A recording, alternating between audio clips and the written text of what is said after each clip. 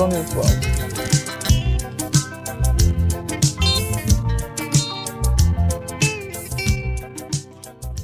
Hello everyone, welcome to Donna's World. Thank God it's Friday.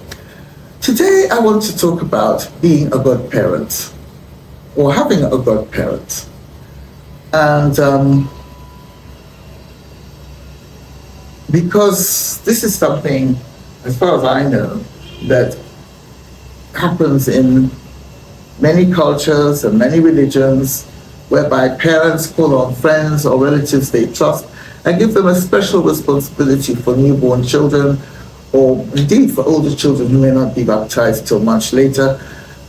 Truth is, I don't really know what all the different traditions are, and I want to find out.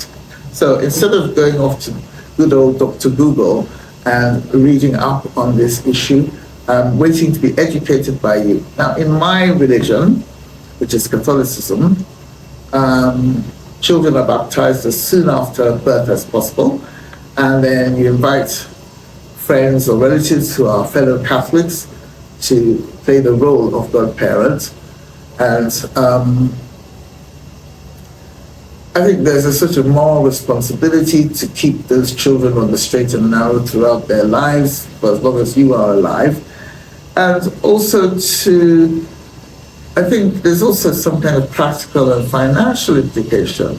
If anything happens to their parents, you're supposed to step in, and you're also supposed, I think, to sort of keep in touch regularly, send generous gifts, and just generally be a special auntie or uncle.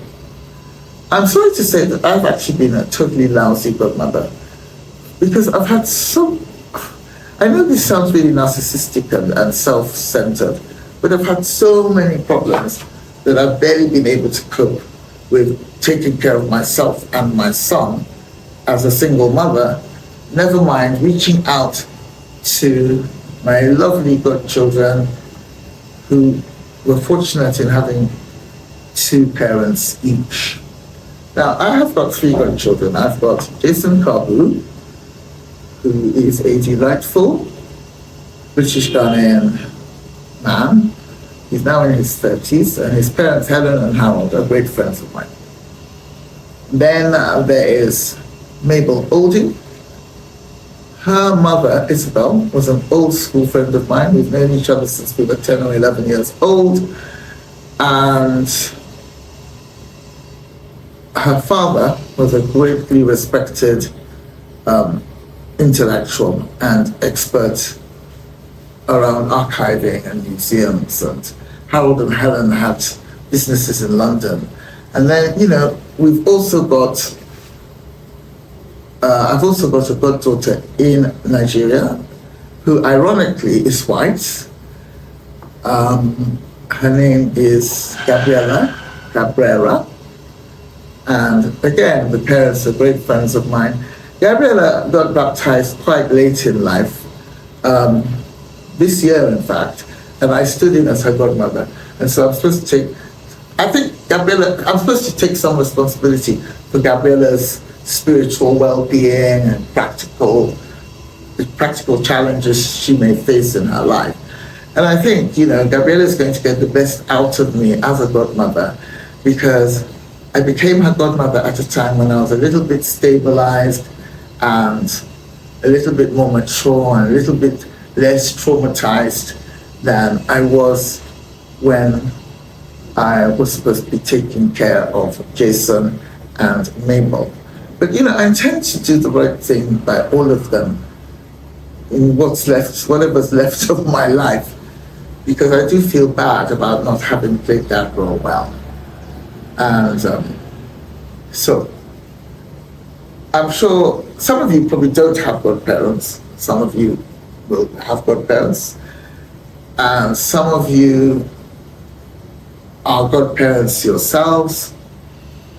So I'd just like to know, from a cultural perspective, a religious perspective, if you're Jewish, if you're Buddhist, if you're Muslim, if you're Protestant, if you're from Tallahassee, or you're from Alaska, or Russia, or Uganda, or you have friends or relatives in those different parts of the world. I'd love to know what it means, what godparenting means, if it even exists in your culture, and if it does exist, do you have godparents yourself? Do you think they did a good job? And if you think they didn't do a good job, how could they have done better? And if you're a good parent yourself, are you doing a good job? And if you're not, do you have any intention of improving your track record and your performance? So I just thought that because parenting is it's different from good parenting. And yet, the two situations have elements in common.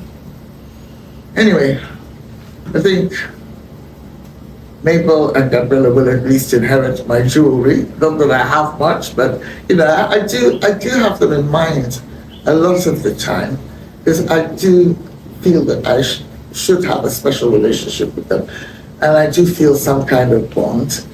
And Jason, I think has more or less given up on me, but Jason, please forgive me. I did once give him and his girlfriend a free holiday in Morocco, so I have tried at intervals to be generous and loving, and I just like to know, what does godparenting mean to you? Is it even worth doing? Have you been disappointed by your children's godparents? Because I just like to know about this situation called godparenting. It's just an interesting thing to me. I think this is a good time to also talk about being a grandparent or having grandparents. It's really, really interesting that the family member I was closest to at a young age was my maternal grandmother. I mean, by then, my paternal grandparents they died long before I was born. But my mother's mother was still alive when I was born, and I immediately attached myself to her. She attached herself to me. We had a special bond. And in fact, when I went to see a fortune teller many years later, he told me that my maternal grandmother was standing behind me at all times. She's always with me, and he even guessed her name.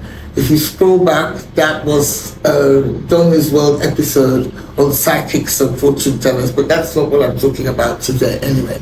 So I had this special bond with my grandmother, and I spoke her language, and we were just like twins of different ages. And when she died, I just lost the ability to speak that language, Igbo, which is one of the Nigerian languages, one of the major languages in Nigeria. I've never been able to utter a single sentence in Igbo since my grandmother died when I was little. Okay? So, a lot of people have special bonds with their grandparents, because I think a lot of older people, once you get older, you have more time to spend on children, because a lot of people, while they're young professionals or young career people or young working people, they don't always have that much time to spare for their offspring, and it's all school run and stress and work and everything. Whereas if you're a retired grandparent, you've got all the time in the world, really. And everyone says that grandparents are more lenient and more sort of like more relaxed. People are more relaxed with their grandchildren than they were with their own children. Is that your experience? Did any of you have special relationships with your grandparents? Did any of you have bad relationships with your grandparents? Did any of you, and this is a situation I've come across quite a bit, where children have bad relationship with their own parents, but their own children have a good relationship. So, you've got, let's say, the patriarch of a family. He doesn't get on well with his son, but he gets on well with his grandson. And grandparents are more and more useful. Nowadays, childcare is so expensive. A lot of grandparents very kindly take on the responsibility for looking after children after school or when their parents are busy with work. And for some, it's a pleasure. For some, it's a bit of a chore, but they still do it because they think it's their duty. And I'd like to know more. I mean, a lot of my viewers are my age, so I imagine that many of you have grandchildren. How do you feel about them? Is this a hassle having to run around after little children when you've done your bit? You've already done that years ago with your children. So running after grandchildren, is it a pleasure or is it a stress? Do you do it because you feel you have to or because you love doing it? And what about inheritance issues? In situations where grandparents are wealthier than their children or just wealthy with excess assets, there's often tension around what grandparents are expected to do. Some are expected to pay school fees for private schools and pay for holidays, and I have seen situations where I feel that grandparents are being exploited, but hey, that's for each family to decide how it's going to manage itself. But let me just round up on this topic by saying there's something I don't really understand, and I think maybe I'm very weird in this sense. I have got friends who spend their whole time hassling their children to have children so that they can become grandparents. And we've all seen it on TV and dramas, on sitcoms, is people sort of like, especially mothers, wanting to be grandmothers and making a big fuss about it and being overjoyed when finally their son or daughter has a baby. And I don't understand it. I mean, I've got a son, I love him dearly, and I really wouldn't mind. It'd be nice if he decided to have a child, but I'm not obsessed. It's the only reason that the only reason I would be concerned about him having a child is because he's the only grandchild of my parents, which means that, because none of my siblings have children, which means that if he doesn't have a child, the family name could die out. But he doesn't even have the family surname anyway, because he's the son of a daughter, not the son of my brother, not the son of a son. So it's like, and that's another thing that, what do you feel about carrying on the family name? What do you feel about if you've got any money or assets? What do you feel about having someone to take over the family business or inherit the family house or the family money or the family name?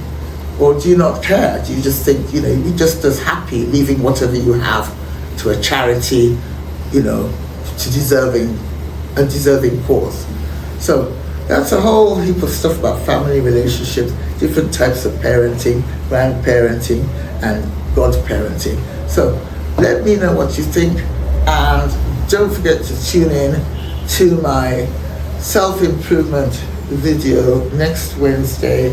It's called Kick-Ass and Wellness Wednesday, and I hope I will see you there. Thank you for listening.